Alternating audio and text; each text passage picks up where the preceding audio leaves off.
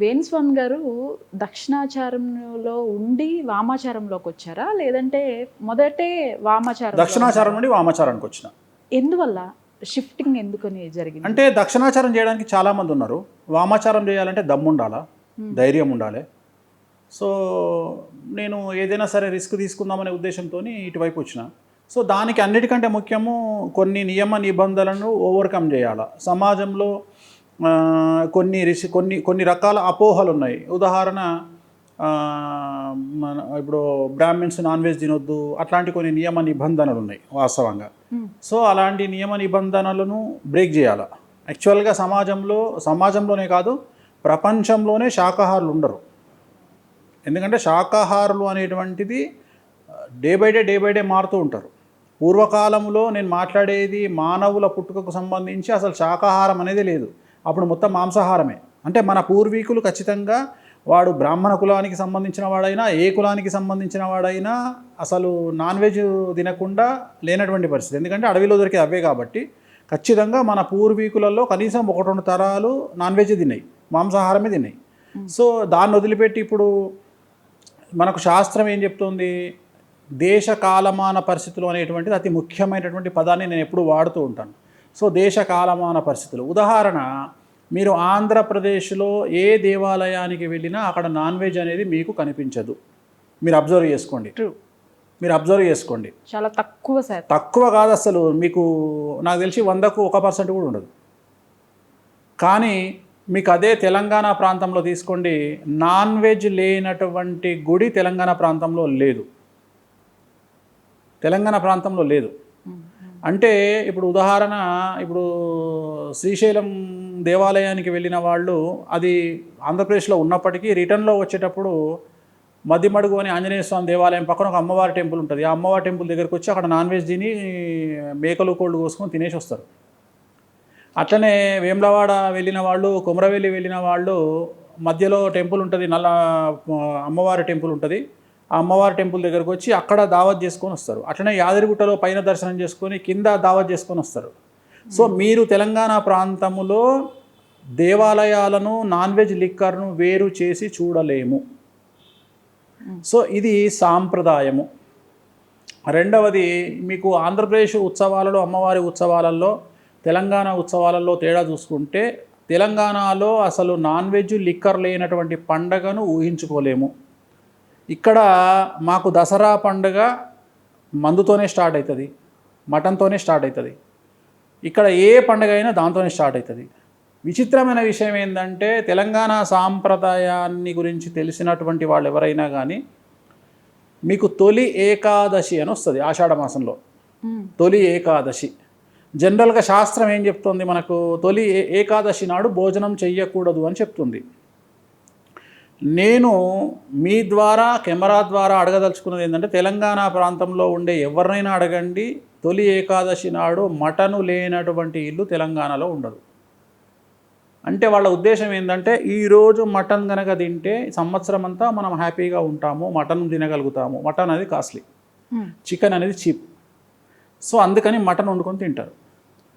So రెండవది, ఇవాళ మనం మాట్లాడుకుంటున్నాము, తెలంగాణ ప్రాంతంలో ఒక సామెతనే ఉంది, దొరవారి ఇంట్లో మెడ దిగితే పంతులు గారింట్లో తొడ దిగింది అని ఒక సామెత.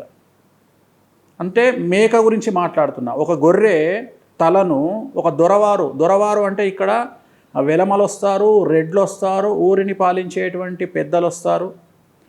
సో వీళ్ళందరూ కూడా దొరల కిందికే వస్తారు తెలంగాణలో.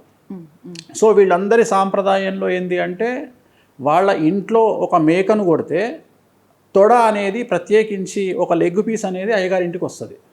సో ఇవన్నీ చెప్పుకునేటువంటి ధైర్యము మా సామాజిక వర్గానికి లేదు. కారణం ఏంటి అంటే, తినడము అనేటువంటిది, తాగడము అనేటువంటిది తప్పు అనేటువంటిది వాళ్లకు ఒక ఉద్దేశంగా మారిపోయింది. కానీ సమాజమేం అట్లా లేదు. అంటే నేను విన్నంత వరకు వేణుస్వామి గారు అంటే శ్రీ వైష్ణవులు అంటే పూర్వం తీసుకుంటే అసలు నాన్ వెజ్ కానివ్వండి, నేను అదే చెప్తున్నా. నేను ఇక్కడ నేను అనే పాయింట్ ఏంటంటేనమ్మా, మందు తాగాలి అని ఆథరైజేషన్ ఇవ్వబడ్డ కులాలు ఏమన్నా ఉన్నాయా? నా ప్రశ్న ఏంటంటే మందు తాగాలి అని ఆథరైజేషన్ ఇవ్వబడ్డ కులాలు ఏమైనా ఉన్నాయా? రైట్. నేను అడుగుతున్న ప్రశ్న చెప్పు. నేను శ్రీ వైష్ణవుని పక్కకు పెడదాం అంటే వేరే కమ్యూనిటీ వాళ్ళు మందు తాగండి అని రాజ్యాంగం కానీ మనుస్మృతి కానీ ఏవైనా శాస్త్రాల్లో రాసి ఇచ్చారా? మీరు ఖచ్చితంగా ఇది తాగాలి అని, ఇది తినాలి అని ఎక్కడైనా రాసుందా? అంటే బ్రాహ్మణ కులానికి సంబంధించి కాదు తల్లి, బ్రాహ్మణ్స్ని పక్కకు పెడదాం. ఓకే, బ్రాహ్మణ్స్ని పక్కకు పెడదాం. నేను అనేది ఏంటంటే మందు తాగితే ఏమవుతుంది? లివర్ క్యాన్సర్ వస్తుంది. సిగరెట్లు తాగితే లంగ్స్ క్యాన్సర్ వస్తుంది. మటన్ తింటే ఫ్యాటీ లివర్ అవుతుంది, కొవ్వు పెరుగుతుంది. సో మాంసాహారమే తినవద్దు అని చెబుతున్నటువంటి సాంప్రదాయం నుండి మనం వచ్చినప్పుడు వేరే కులాల వాళ్ళు తినవచ్చును అని మనకు ఎక్కడన్నా శాస్త్రం చెప్పిందా? సో అందరికీ చెప్పింది ఎవరు కూడా మీరు తినవద్దు అని చెప్పింది కదా.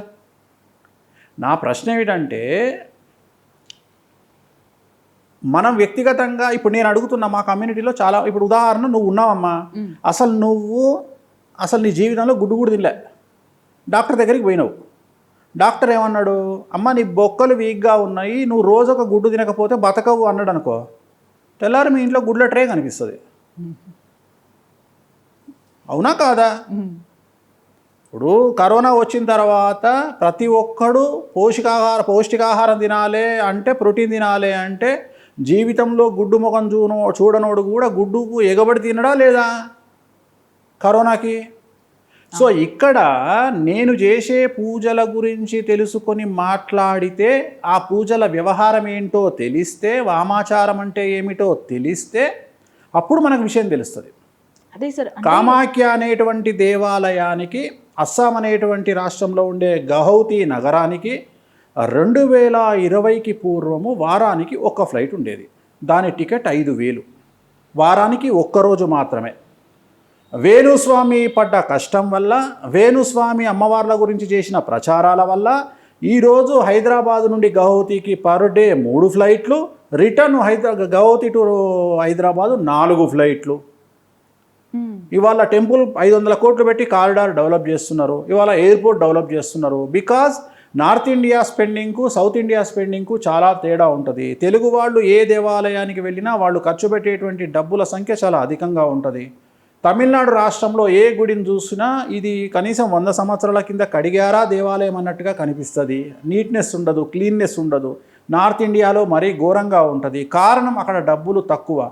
స్పెండింగ్ కల్చర్ తెలుగు రాష్ట్రాల్లో మనం పెట్టినంత డబ్బుల ఖర్చు ఎక్కడా ఉండదు. ఎప్పుడైతే మన వాళ్ళు కామాఖ్యకి వెళ్ళడం జరిగిందో కామాఖ్యలో ఇన్కమ్ అనేది పెరిగింది.